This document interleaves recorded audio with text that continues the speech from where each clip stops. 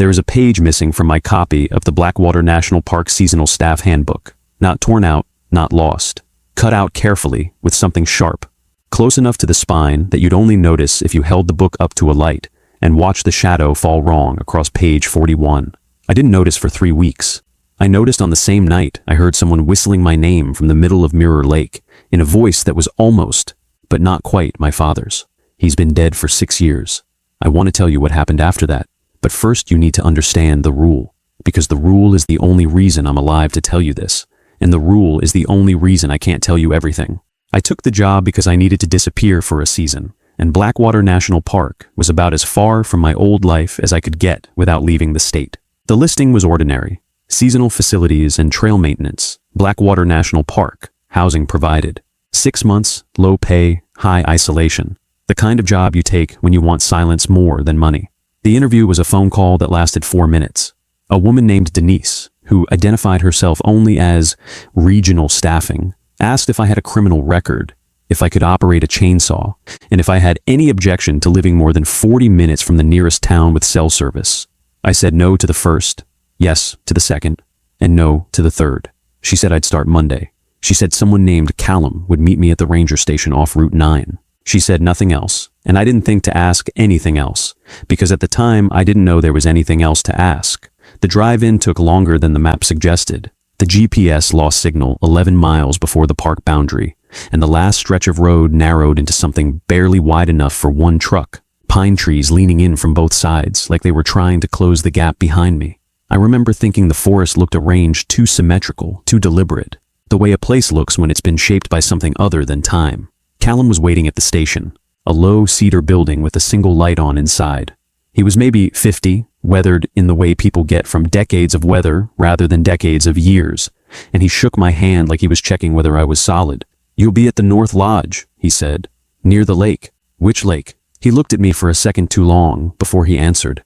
"Mirror Lake. You'll see the sign." He handed me a thick binder before I even got my bag out of the truck. Blue cover, government seal, Blackwater National Park Seasonal Staff Handbook, embossed across the front in letters that had gone soft with handling. "Read it tonight," he said. "All of it, not skim it, read it. It's a handbook. Read it tonight," he said again. And something in his voice made it clear this wasn't a suggestion I was allowed to weigh.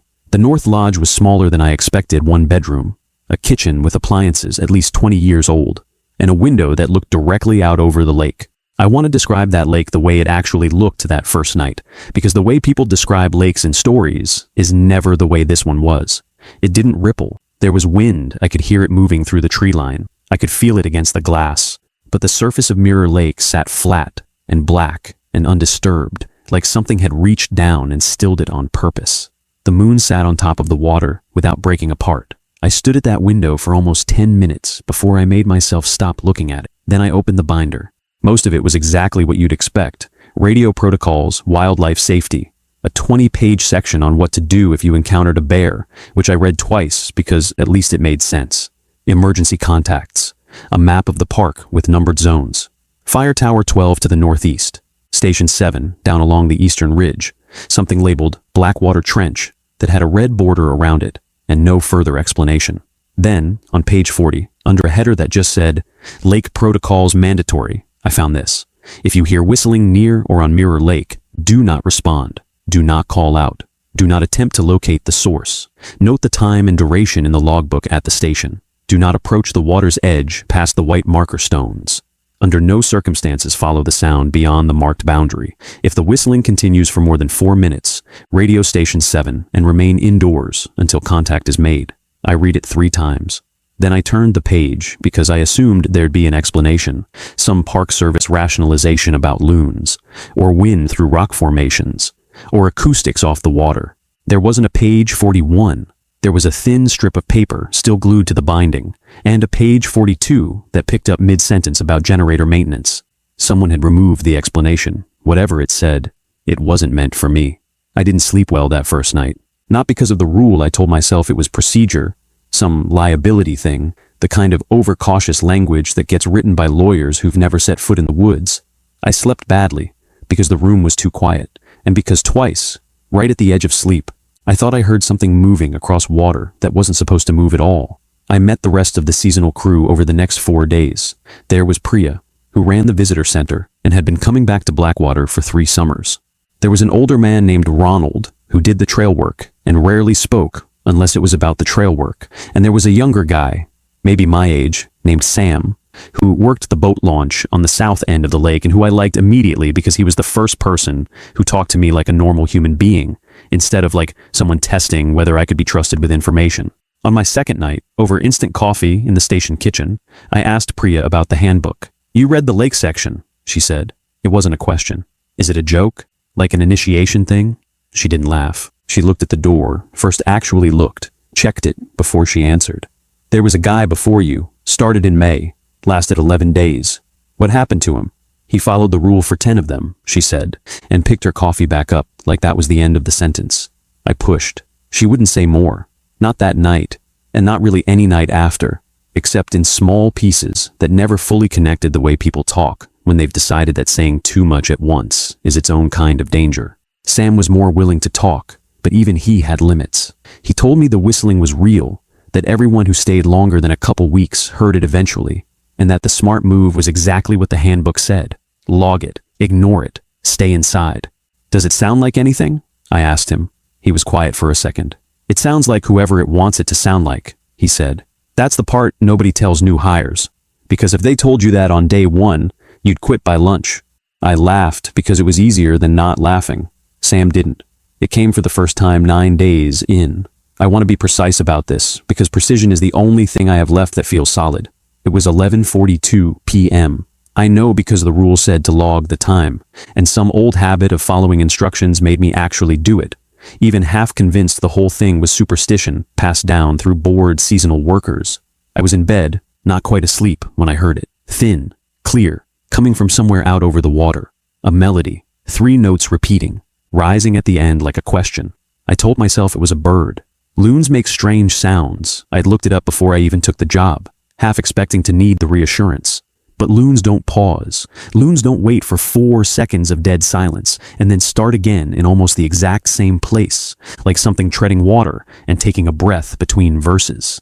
I got up. I didn't go outside. I want that on record. I followed the rule that far, but I went to the window. The lake was still doing that thing where it refused to move, and near the center of it, where the moonlight sat on the water like a coin, I could see something breaking the stillness.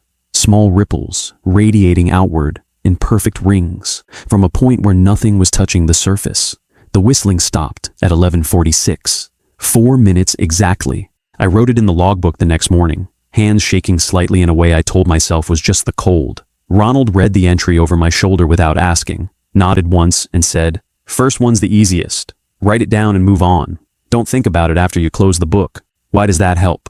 "It doesn't," he said, "but it's better than the alternative." Over the next 2 weeks, it happened 4 more times.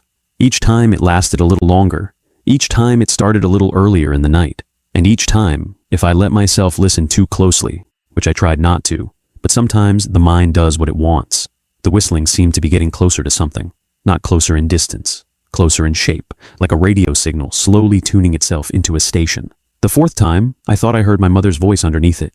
Not words, just the shape of her voice, the specific pitch of it, buried inside the melody like a second track playing under the first. I didn't tell anyone that detail. I don't know why.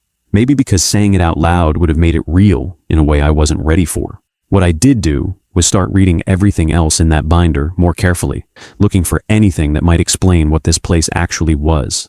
That's when I found the map again, the one with the numbered zones, and noticed something I'd missed the first time. Every zone that bordered Mirror Lake had a second designation in smaller print beneath the official name. Fire Tower 12 was marked in tiny handwritten letters that weren't part of the printed map. Last confirmed contact, 2003. Station 7 had Do Not Decommission, and the red bordered area labeled Blackwater Trench had no handwriting at all, just 3 deep pen marks, almost like the person who'd written on the map had started to write something there and stopped themselves. I asked Callum about the map the next time I saw him. He took the binder out of my hands, closed it, and handed it back without opening it again. "You're doing fine," he said. "Keep doing exactly what you've been doing. Log it. Don't chase it. Don't answer it. What happens if I answer it?" He looked at me the way you look at someone who has just asked a question they're not ready to hear the answer to. Ask me that again in October if you're still here, he said. Right now, the answer won't mean anything to you. It will by then. 3 days after the fourth whistling night, curiosity finally won out over caution, and I asked Ronald if I could take the truck out to Fire Tower 12, the site the map had marked with that unexplained note, last confirmed contact, 2003. He didn't say yes right away. He looked at me the way he looked at the trail work, like he was measuring whether the ground could hold weight before he let anyone step on it. It's not off limits, he finally said. Nobody ever told me it was off limits. But nobody's been out there in a long time, either. And there's a difference between a place that's allowed and a place that's just been forgotten on purpose. The tower sat at the top of a switchback trail that climbed out of the tree line into open granite, the kind of exposed rock that makes you feel very small under a very wide sky. From a distance, it looked like any other fire lookout, a wooden cabin on stilts, a metal staircase spiraling up through the legs. Up close, the door was chained shut from the outside, not locked with a Park Service padlock, chained deliberately, with a heavy loop of rusted chain wound through the handle and looped back on itself 3 times, like whoever did it hadn't trusted a single lock to be enough. Through the window, I could see the inside was still furnished a cot, a radio console with its dials cracked and frozen at odd angles, a logbook lying open on the desk exactly where someone had left it, as though they'd stepped out for a moment and simply never come back to close it. I couldn't get inside. I'm grateful for that now, in a way I wasn't at the time, but I could see, even through the dust-fogged glass, that someone had written across the wall above the desk, in what looked like charcoal, in letters large enough to read from outside. It learned the whole tower in one night, nothing else.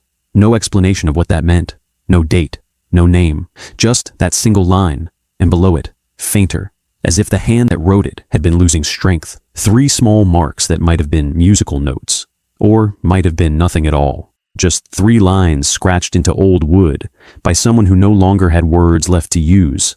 I hiked back down before dark. I didn't ask Ronald anything else about it. Some questions, I was starting to understand, weren't answered because the people who could answer them had decided that not knowing was the kinder option. There was a second logbook. I found it by accident, tucked behind a loose panel in the station's back closet, while looking for a replacement bulb. It wasn't the official one, the one we were all supposed to write our sightings in, the one with the Park Service header on every page. This was older, water-damaged at the edges, filled with different handwriting going back years, some entries dated as far back as the early 1990s. I shouldn't have read it. I know that now, but I did, standing in that closet with the flashlight between my teeth, and what I read has stayed lodged in my chest ever since. Most entries were short. Heard it at the dock, 12:14 a.m. 4 minutes, did not respond. Ordinary, procedural, the kind of entry I'd been writing myself, but scattered among them were longer ones.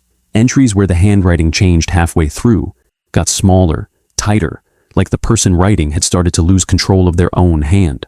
One entry, from someone who only signed their initials, said, "It knew my sister's name. I never told anyone here about my sister.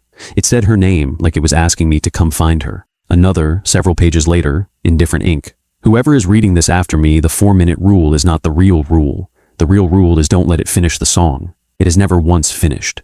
I don't know what happens if it does. I don't want to know, neither do you."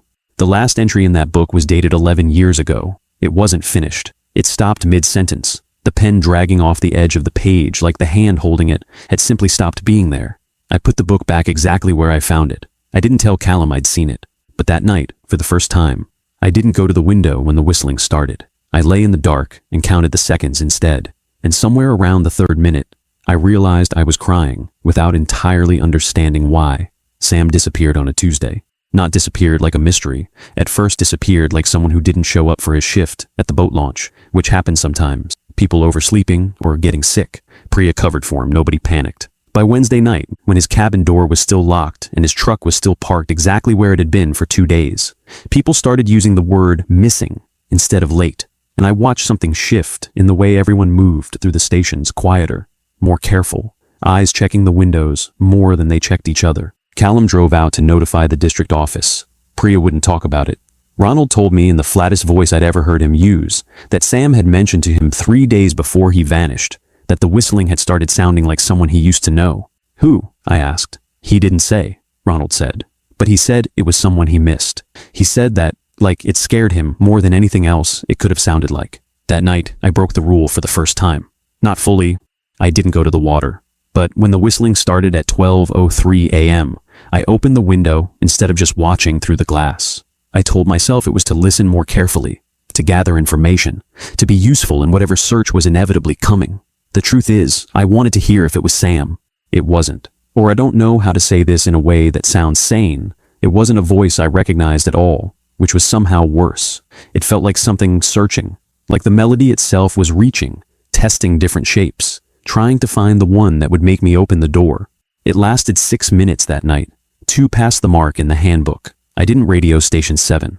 I told myself I would in the morning. I've thought about that decision more times than almost anything else in my life. I went to station 7 the next day, not because the rule told me to. I'd already missed that window, but because I needed to talk to someone who might actually explain what was happening, and I was done accepting silence as an answer. It took 40 minutes to hike there, along a trail that Ronald had marked on my map with a small, deliberate X, like he'd expected I would eventually need to go. Station 7 wasn't what I pictured. I'd imagined a ranger outpost, maybe a person stationed there full-time. What I found was a squat concrete structure half swallowed by moss, a single door with a keypad that clearly hadn't been serviced in years, and a small brass plaque beside it that read, simply, "Monitoring, do not decommission." The door was unlocked. I want to be honest and say I hesitated for a long time before I went in, because everything about the place radiated the specific kind of wrongness that your body understands before your mind does. Inside was a single room. Old equipment lined one wall, reel-to-reel recorders, dials, a bank of what looked like seismograph needles resting against rolls of graph paper. Every needle was still, except one. One needle, on a machine with no label, was moving in slow, rhythmic arcs, tracing a pattern onto paper that had been feeding through it for what looked like years without ever being changed. I pulled the spool out and unrolled a length of it, and even though I don't know how to read seismograph data, I understood immediately what I was looking at. It was a heartbeat, slow, enormous, and it was timed almost exactly to the 4-minute cycles of the whistling.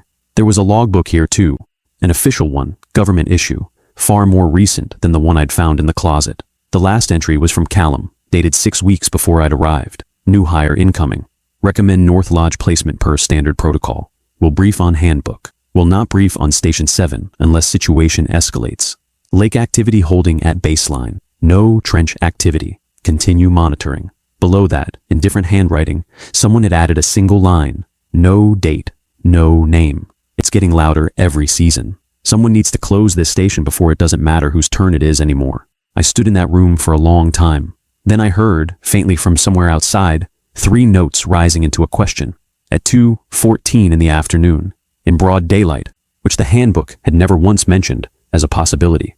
I ran back to the lodge. I don't remember most of that run, just trees blurring past, and the sound following me the entire way, never louder, never softer, just present, like it was pacing me rather than chasing me. When I got back, Priya was waiting on my porch. She looked like she hadn't slept. "You went to station 7, she said, not angry, just tired, in the way people get tired of watching the same thing happen to different people. I needed answers. There aren't any, she said, not the kind you want. I'll tell you what I know, and then I need you to actually listen, because nobody listened to me when I got here either, and I ended up figuring most of this out the hard way." She told me the story in pieces, sitting on the porch steps with her back to the lake, the way I noticed everyone here eventually learned to sit. Mirror Lake wasn't a lake that had a monster in it, not in the way I'd been imagining. It was something closer to a seam, a place where the barrier between what's here and what isn't gets thin enough to hear through. The whistling wasn't a creature calling out. It was something on the other side of that seam trying to build a voice out of whatever it could find nearby. Memories, grief, the specific shape of the people you missed most. "It doesn't lie to you," Priya said. "That's what makes it work. Every voice you hear out there is real. It pulled your mother's voice from somewhere real because it's not making anything up. It's finding the exact frequency of the person you'd walk into water for. It just doesn't know or doesn't care that the person isn't actually there. And if you follow it, then you find out what's actually singing," she said. "And from what I understand, from what almost nobody who's gone to find out has come back to explain it, isn't a person at all. It's something wearing the idea of people, the way a puppet wears a hand. And it's been doing that a very, very long time." "What about Sam?" She didn't answer that one. She just looked at the water, and something in her face told me she already knew, in the way you know things you can't yet say out loud. That night it came back at 11:58, and this time I didn't hesitate at the window. I stood right at the glass and I listened all the way through, because I needed to know if the logbook entry was true, if it really had never finished. Minute 1, the 3 notes rising. Minute 2, a pause, then the melody again, closer to complete, like a sentence almost finishing before catching on itself.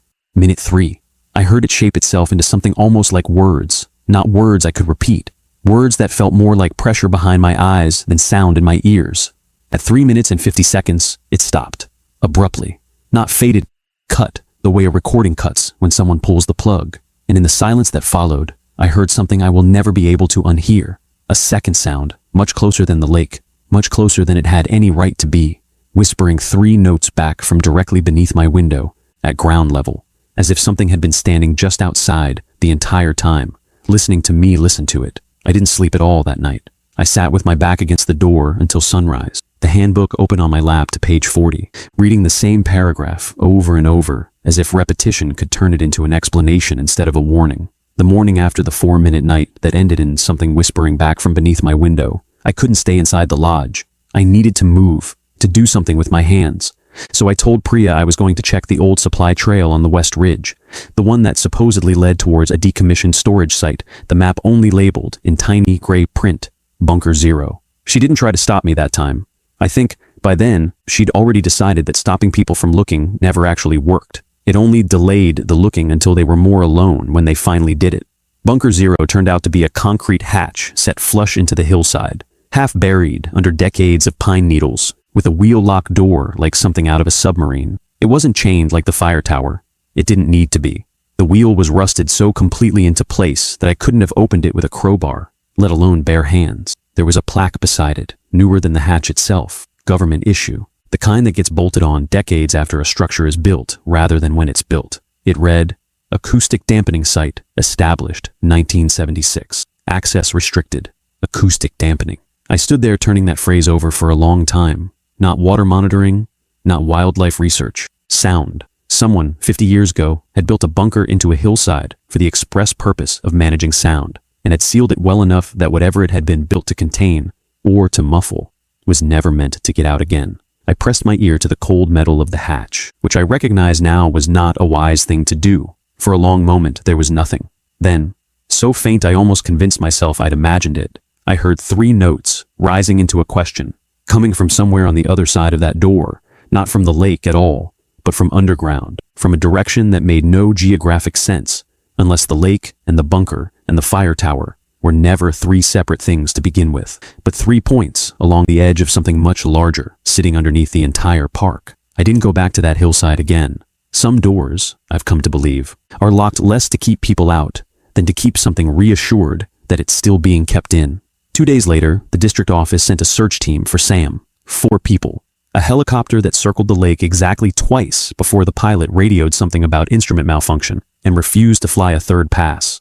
I watched them search the shoreline, watched them walk right past the white marker stones without ever once crossing them, and I understood, in a way I hadn't fully let myself understand before, that every single person on that team already knew the rule. Nobody had to tell them.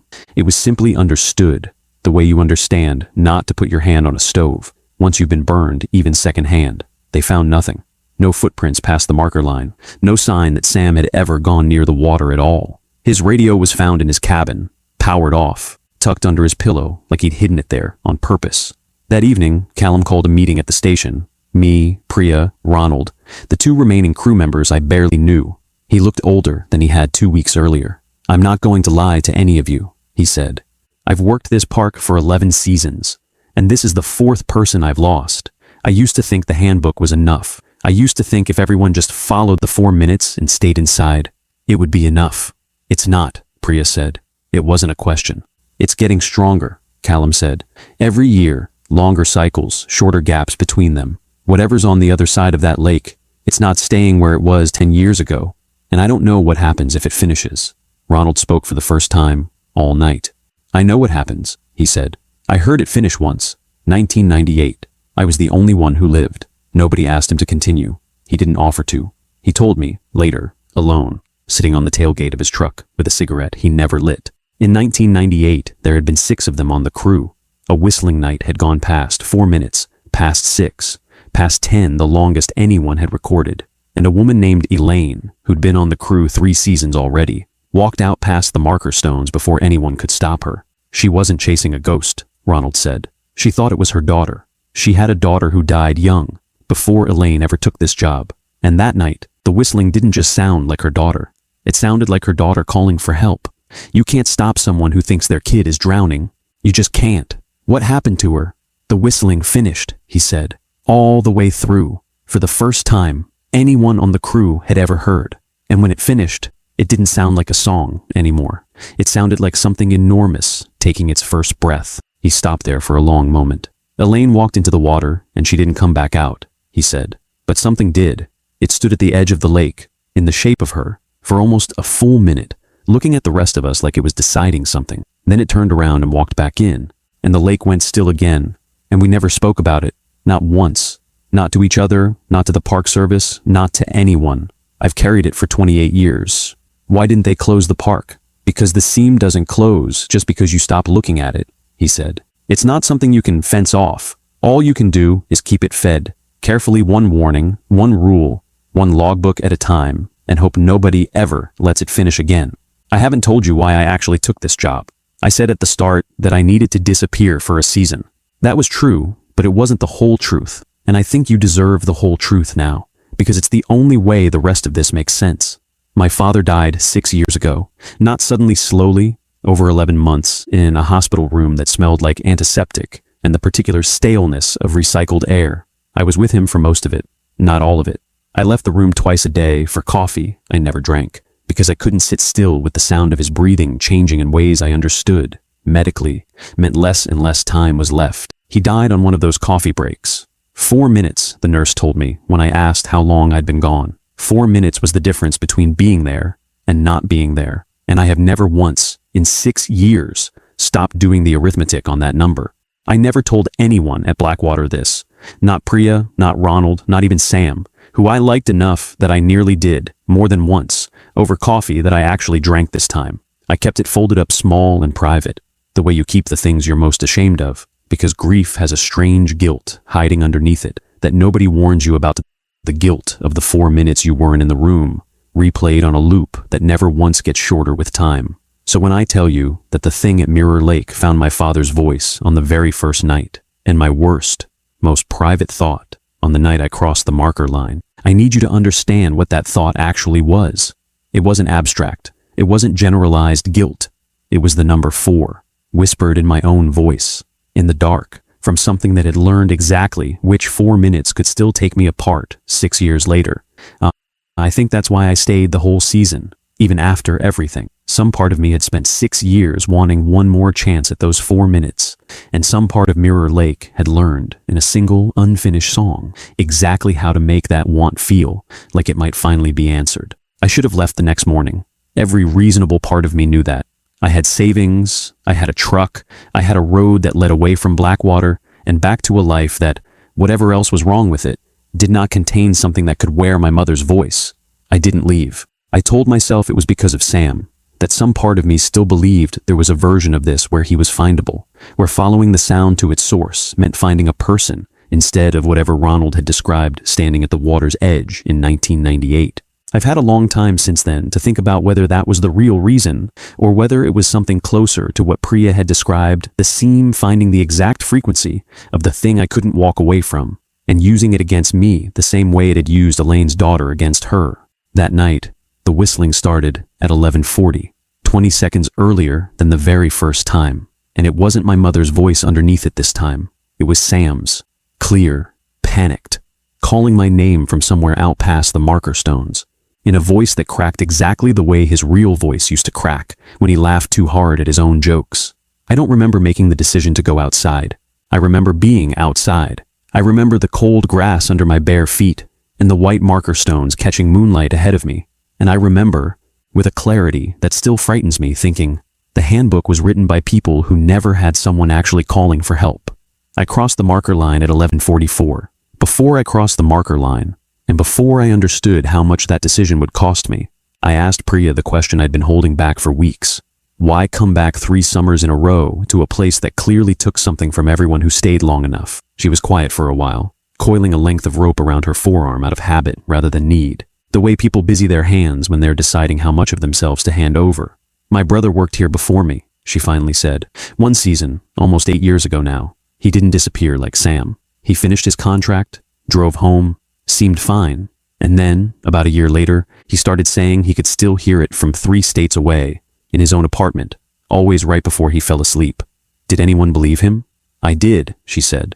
Nobody else did, and one night he told our mother, on the phone, that he finally understood what it wanted, and that he wasn't scared of it anymore. 3 days later, he was gone. Not gone like Sam, gone like someone who walked into an ordinary river, in an ordinary town, in the middle of the day, for no reason anyone who loved him could ever explain. And you came back here anyway. I came back here because of that, she said. I needed to understand what actually took him, because he drowned never once felt like the whole sentence. And once I understood it, I couldn't leave, because now I know exactly what it sounds like when it's close to finishing somebody. And I decided a long time ago that I'd rather be here to hear it coming than somewhere else, unprepared, the way my brother was. She looked at me then with something between warning and permission. That's the real reason for the handbook, she said. It's not really written for the water. It's written for people like you and me, the ones who already know exactly what 4 minutes cost, and exactly how badly we'd trade almost anything to get them back. I didn't fully understand what she meant by that until much later, after the marker line, after I heard my own voice hand my worst 4 minutes back to me, like a gift instead of a wound. By then, I understood it completely. The air changed the moment I crossed it. I don't know how else to describe it, except that the world got quieter in a way that had nothing to do with sound, like stepping into a room where someone has just stopped talking about you. The lake up close looked nothing like it did from the lodge window. The stillness wasn't peaceful anymore.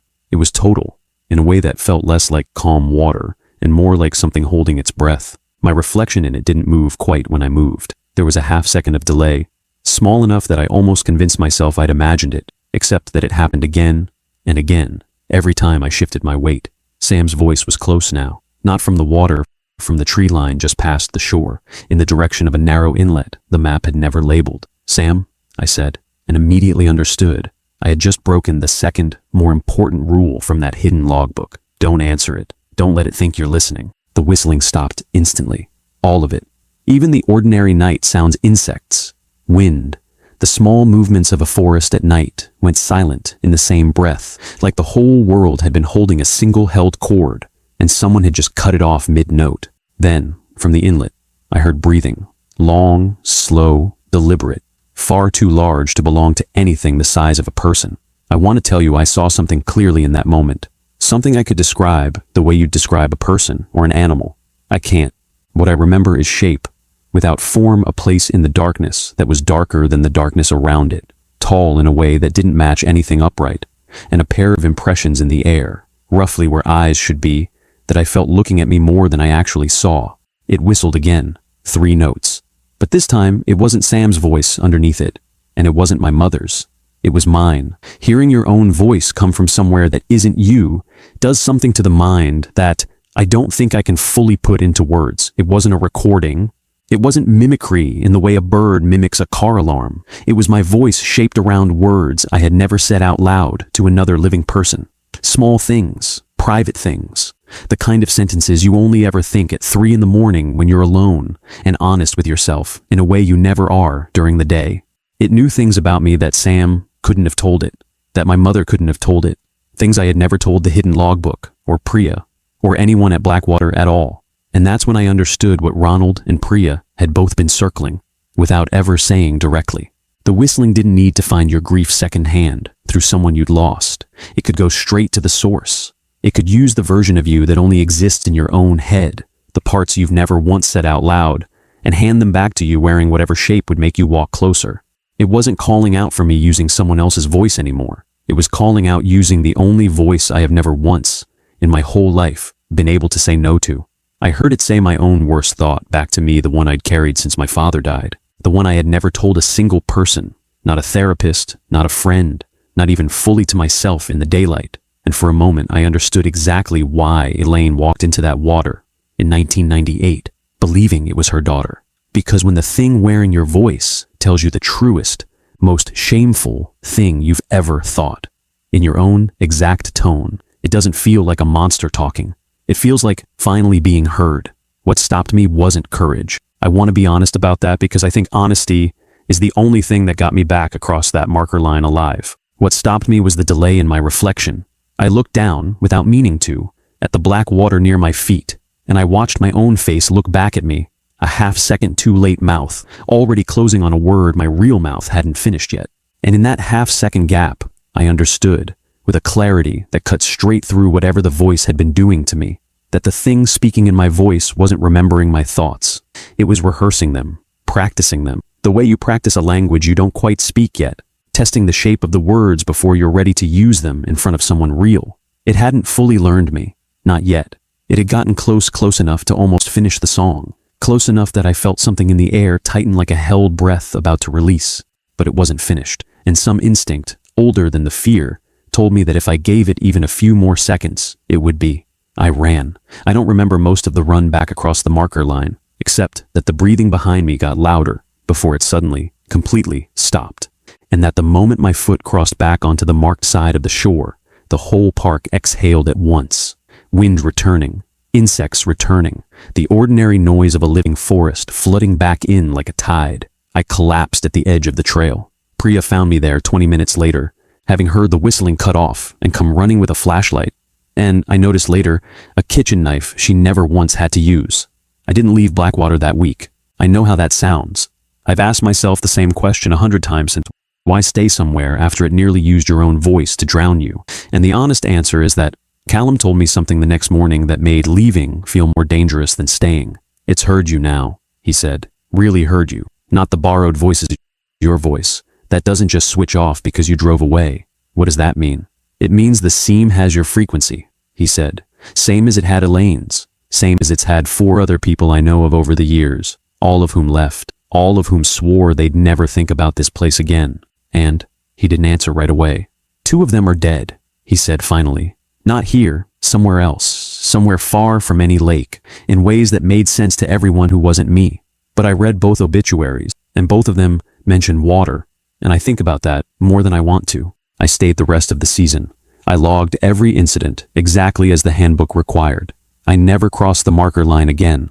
I watched the water from the window, and I let the sound pass through me without answering it, night after night, counting the seconds the way Ronald had taught me, treating each unfinished song like a small, private victory. By the time October came, I had stopped flinching at 3 notes rising into a question. I had not stopped hearing them. In the last week of my contract, Callum finally told me the rest of it not because I asked, but because he said watching me survive the marker line had earned me the parts of the story he usually kept from people who left too early to need them. Mirror Lake wasn't the only seam in the park. It was, as far as anyone had ever mapped it, the largest and the loudest. But there were smaller ones scattered across Blackwater's boundary, a narrow channel out past the eastern ridge that the old logbooks referred to only as Station Echo, where staff reported hearing conversations that hadn't happened yet. Sentences repeated back to them days before they said them for the first time. And further north, past ground most seasonal staff never had reason to reach, a decommissioned Blackwater lighthouse that hadn't shown a working light since the 1960s, whose keeper's log Callum had read it once, years ago, and refused to read it again, ended with a single entry claiming the light didn't need electricity to work anymore, because something out past the rocks had learned to answer it back. None of it's separate, Callum said. The lake, the tower, the bunker, the lighthouse, it's all the same throat, different places it's learned to breathe through. Then why not close the whole park? Would you close a wound because it hurts to look at? He said. Some things you don't close. You manage. You keep the pressure even. You keep the right rules in place. And you accept that the alternative to management is not silence. It's whatever happens when nobody's managing it anymore. I asked him, finally, the question I'd been circling for months. What happens if it finishes? All the way, not just at the lake, everywhere at once. He was quiet long enough that I thought he wasn't going to answer. I don't know, he said. And I've been here 11 years, hoping I never find out which one of us gets to. My contract ended on the last day of October. Callum drove me out to my truck himself, which I understood, without him saying it, to be a kind of quiet honor. The crew didn't do that for everyone. The night before I left, the whistling came one final time, longer than any before it. 6 minutes, then 8, then 10, past every threshold the handbook had ever mentioned, until even Callum came out onto the porch beside me with a radio in his hand, watching the tree line like he was counting down to something. At 11 minutes, it stopped the way it always stopped, abruptly, mid-note, as if something had been interrupted rather than finished. Except this time, in the silence right after, I heard one more sound, not whistling, a single word. My own voice again, but calm this time, not rehearsing, not testing, not pleading, just stating something, quietly, the way you'd note a fact you'd been waiting a long time to confirm. I won't tell you the word. I've never told anyone the word, not Priya, not Callum, not the therapist I eventually found back in the city, who I described most of this to, in careful, deniable language, framing it as a very bad season of insomnia and stress. Some things you carry because saying them out loud feels like handing over the last piece of information something else has been waiting for. What I will tell you is that the word wasn't a threat. It sounded almost exactly like a promise. I've been back in the city for 4 months now. I have a new apartment, 3 floors up, nowhere near a lake, nowhere near standing water of any kind if I can help it. I check the taps before I sleep, which I know sounds absurd, and I have never once been able to fully explain to anyone why the sound of a running bath makes my chest go tight. For the first few weeks, I told myself the distance would be enough. I threw myself into the ordinary noise of a city traffic, neighbors, the hum of a refrigerator I'd never once found comforting before that season. Because ordinary noise, I discovered, is its own kind of medicine when you've spent 6 months learning to fear silence. I answered messages from old friends I'd let lapse. I went to a bar with people from a life that felt, for the first time in a long time, entirely uncomplicated. For a while, it worked. Then Priya called me, in September, and told me that Callum had put in for early retirement, effective the following spring, and that the district office was already interviewing replacements for the North Lodge position. She said it carefully, like she wasn't sure whether she was warning me or asking me something. "Are you going back?" I asked her. "Someone has to," she said. "It's better with someone who already understands the rule than with someone starting from page 40 again." I didn't answer that the way I probably should have. I told her I'd think about it, and I have thought about very little else since. 2 weeks ago, I was walking home late, and I passed a construction site with a flooded foundation pit, black water pooled at the bottom, still despite the wind moving everything else on the street. I didn't stop walking. I want that on record. I have gotten very good, this year, at not stopping. But as I passed it, for less than a second, I thought I heard 3 notes rise up out of that water, thin and clear, right at the edge of hearing, in a voice that was almost, but not quite, mine. I didn't look back to check. Since then, it's happened twice more. Once in the bathroom mirror, late, when the tap was running and I'd let my mind wander somewhere I shouldn't have. Once in a puddle, outside my building, after rain, where for exactly half a second, my reflection blinked before I did. I've decided I don't want to know yet whether it followed me, or whether Blackwater simply taught me to hear something that has always been everywhere, waiting in every still surface, for someone quiet enough to finally answer. Priya thinks it's the first.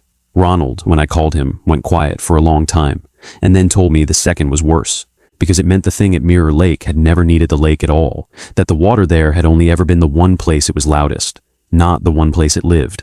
Either way, if you ever take a job near water that comes with a handbook, and that handbook tells you not to follow a sound past a certain point, follow the rule.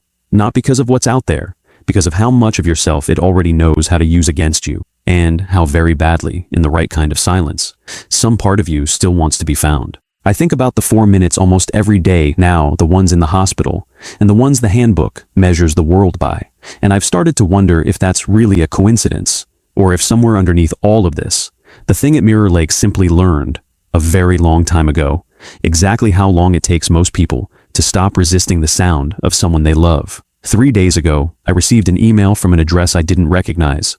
No subject line, no message body, just a single audio file, 4 seconds long. I haven't opened it yet. I don't think I'm going to. But I haven't deleted it either, and every night since it arrived, right around the time I'm falling asleep, I find myself wondering whether Station 7 is still standing, whether the needle is still moving, and whether somewhere past a row of white marker stones on the far side of Mirror Lake, something is still practicing the sound of my voice, waiting for the season I finally decide to answer. I burned the handbook exactly as it instructed, but a few seconds later, my Ranger radio crackled to life. Someone whispered, "I'm standing on the trail that isn't on your map."